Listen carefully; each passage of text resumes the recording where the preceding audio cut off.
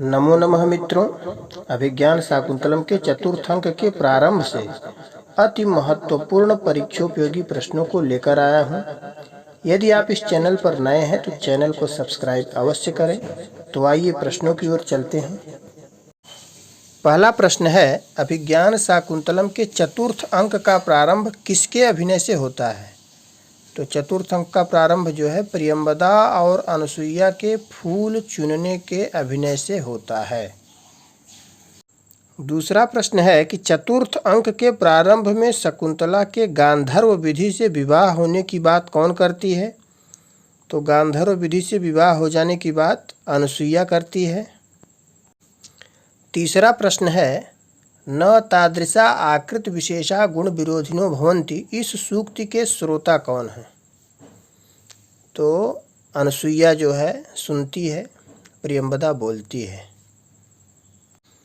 चौथा प्रश्न है कि गुणवान व्यक्ति को कन्या देनी है, यह माता पिता का मुख्य विचार होता है।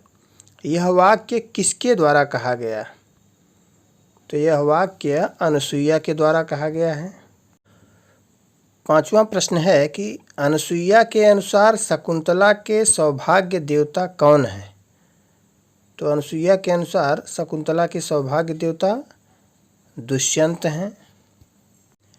छठा प्रश्न है कि अभिज्ञान शाकुंतलम के चतुर्थ अंक में अयम अहम भो के वक्ता कौन हैं? तो इसके वक्ता हैं ऋषि दुर्वासा। सातवां प्रश्न है, अभिज्ञान शाकुंतलम के चतुर्थ अंक का प्रथम श्लोक किसके द्वारा बोला गया है? तो प्रथम श्लोक ऋषि दुर्वासा के द्वारा बोला गया है।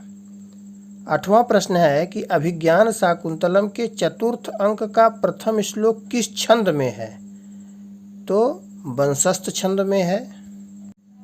नौवां प्रश्न है, कस्मिन् पूजारे प्रार्धा शून्य हृदया शकुंतला, इस वाक्य के वक्ता कौन है? तो यह प्रियंवदा बोलती है यह वाक्य। 10वां प्रश्न है, चुने हुए फूल किसके हाथ से गिर जाते हैं? तो चुने हुए फूल अनुसुईया के हाथ से गिर जाते हैं। 11वां प्रश्न है कि दुर्वासा को प्रकृति वक्रः कौन कहता है?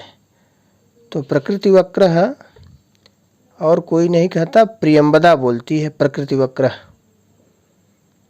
12वां प्रश्न है कि दुर्वासा के शाप का वृत्तांत हम दोनों तक ही सीमित रहे, यह वाक्य शकुंतला की कौन सी सखी कहती है?